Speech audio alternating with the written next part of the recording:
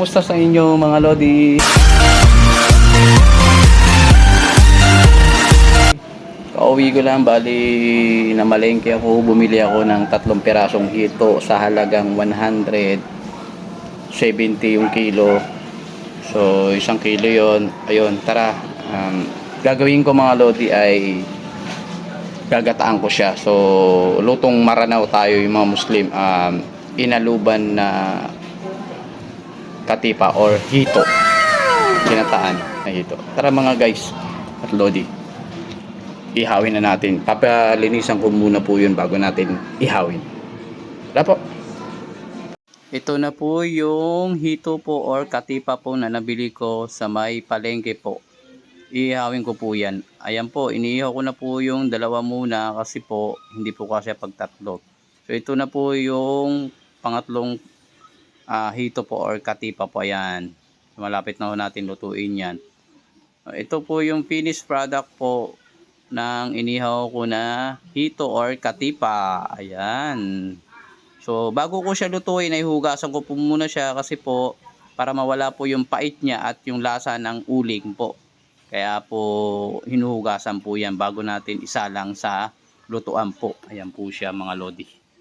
Ngayon po, ito po yung ingredients ko po, sibuyas, luya, tapos siling haba, syempre po yung gata po, at saka turmeric ground po, yung luyang dilaw po, yan po yung pampadilaw po ng sabaw niya po. So ito po mga Lodi ko, sinalang ko na po siya, nilagay ko po yung pangalawang gata po, tapos yung hito, sibuyas, luya, tapos hihintayin po natin yan na kumulo po bago po natin ilagay yung next po na ilalagay po natin dyan.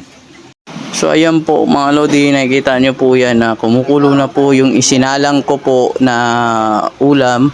Ilalagay ko na po yung unang piga na gata po para po matimplahan na po natin. After pala nyan mga Lodi ay nilagyan ko na po ng asin po yan. So ayan, lagay ko na po yung unang piga ng gata po. Tapos isusunod po natin dyan ilagay yung siling haba po na kulay green po. After that po ilagay po natin yung turmeric po, yung kung tawagin po ay luyang dilaw po para po yung gata pong yan ay maging kulay dilaw po siya. So hihintayin po natin siya kumulo. Tapos pagkakulo po, ayan po yung magiging itsura po ng iluluto natin, di ba? Ang sarap po niyan mga Lodi. Sunod po natin yung gulay po na mustasa po. Ayan, para ho makakain na po tayo kasi nagugutom na po ako mga Lodi. Ayan po siya, mustasa. Pag kumulo po yan ay tatanggalin na po natin yan para makakain na po. So ito po yung finished product po na inaluban na katipa or ginataang hito po. Ayan po yung finished product. Tara mga Lodi, nagugutom na rin po ako sobra. Kain po tayo mga Lodi ko. Hello girls and boys, ready? Let's begin.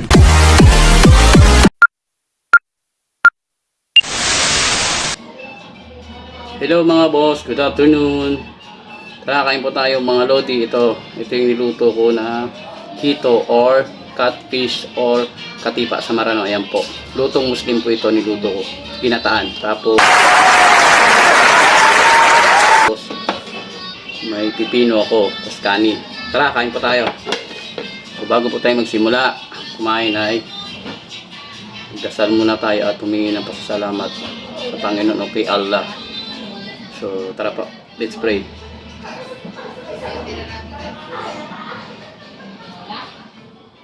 Tara guys, bismillah. Tara, kain tayo. Kain po.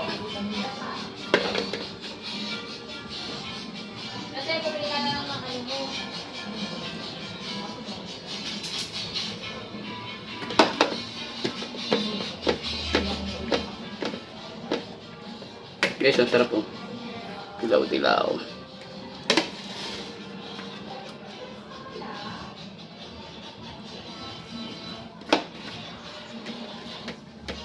Na guys, unang subo para sa inyo.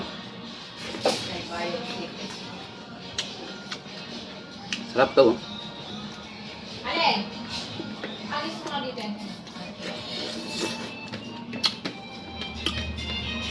Alis ko yan, dito. Alam niyo mga Lodi, grabe yan Lodi. Yang habang kumakain ako ay gutom na ako niya mga Lodi kasi sobrang gutom ko dahil ang kinain ko lang ay kaya na umaga. 2 pirasong pandesal lang tapos Milo tapos diretso na ako sa basketball court para magpapaus. Kaya nagutom ako mga Lodi. Pasensya na kayo mga Lodi talagang gutom na ako niya na. Kain tayo mga dudes. Kung hindi pa po kayo kumakain mga lodi ko, kumain na po kayo. Huwag po kayo magpalipas ng gutom ha kasi masama po sa katawan po natin yun. Tara, kain po tayo mga lodi. Thank you po sa panonood po.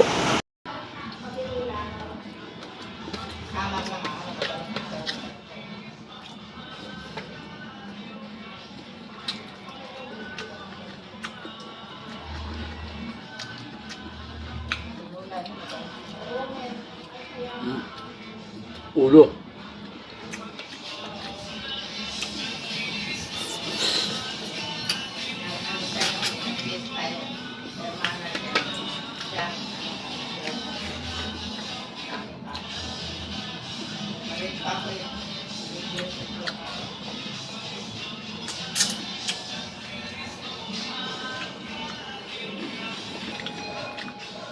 Kung titingnan mo yung ulo niya guys, akala mo walang laman.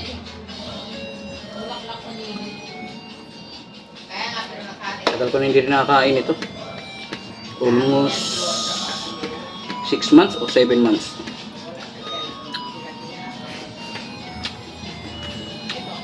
Kakain lang ako tanong, umuwi ako na Mindanao.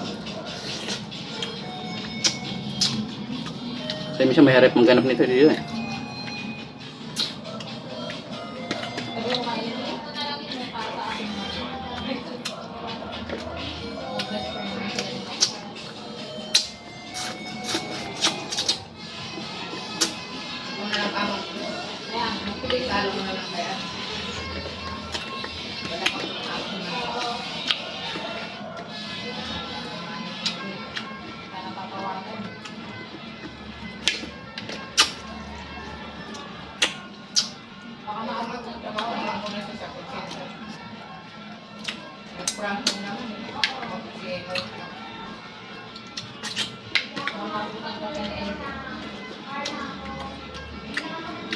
Sabay na ulit sila magpaparami. Kasi pag 1 year na wala kang tumatawag sa kanya, magkaan ulit siya.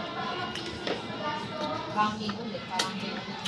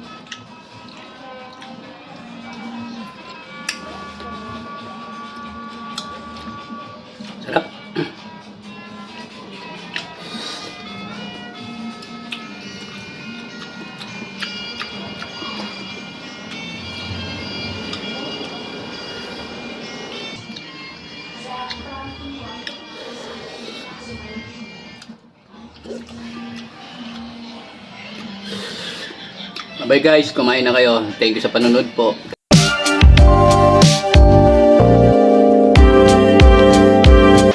So ayun mga Lodi, katatapos ko lang kumain. So grabe, nabusog po ako sobra kasi nga na-miss ko yung lutong Maranao na Muslim po. Yung kung tawagin sa aming mga Maranao ay inaluban na katipa or ginataang hito. So na-miss ko po yung kaya sobrang napadami po yung kain ko po.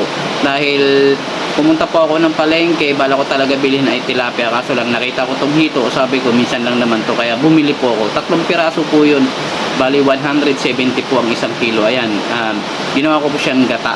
So in fairness po, masarap naman yung pagkaluto ko, para sa akin po yun, masarap po yun ha. So ngayon, shoutout po sa lahat ng mga followers ko at sa mga new subscriber ko sa YouTube channel ko na Abuan Vlog. Sana po patuloy niyo po akong suportahan at wag na wag po kayo magsasawa, at yung mga hindi po nagpa-follow pa dyan ay baka naman pwede mag-follow po kayo, at yung mga hindi pa nagsasubscribe sa YouTube channel ko na Abuan Vlog, baka naman po. So kumain na rin po kayo ha, para hindi ko kayo magkasakit, wag po kayo magpapalipas ng gutom po, dahil masama po sa kalusugan po yung laging nalilipasan ng gutom. So maraming salamat mga bossing, thank you po.